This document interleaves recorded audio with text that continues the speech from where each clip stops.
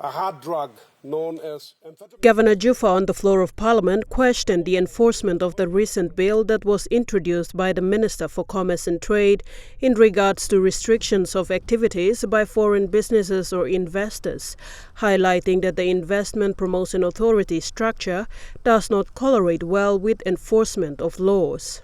IPA doesn't do that. If you look at the IPA structure, they are a structure designed merely to rubber stamp organizations that are coming here to be created as business entities or associations. They're not out there enforcing the law. I mean, they can take a drive from wherever they're operating in this province, in Port Moresby, and they can see many of these laws being breached. What are they doing about it? So if they can't enforce the existing laws, how are they going to enforce these laws? That's my question in relation to that bill. Governor Juffa said they are great at passing laws, but enforcing them is something authorities are yet to fully master.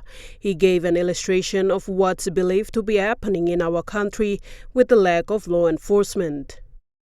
So when whoever it is from whatever country is here, let's say he gets a company registered for operating in Port Moresby, carrying out the business of, say, a hardware, but then he's ended up in another province buying gold and exporting it. How are we dealing with that? This is a real situation. This happens throughout the country. What's IPA doing about that? Governor Juffa highlighted that IPA do not have within their structure an enforcement mechanism, an investigation unit or a prosecution unit, thus questioning how the recent laws introduced will be enforced. Then how are they going to enforce the law? The laws that we are passing here and congratulating ourselves and feeling great about. How are they going to do that? Are they going to refer it to the police? Well, police can't do it because the police are already overwhelmed.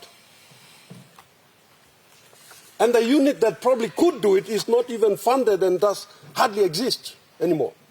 Juffa added that the government needs to take a firm gesture against individuals and companies that are coming into this country and enforce the laws and ensure that the right signal are sent out. Sharon Engnui, National EMTV News.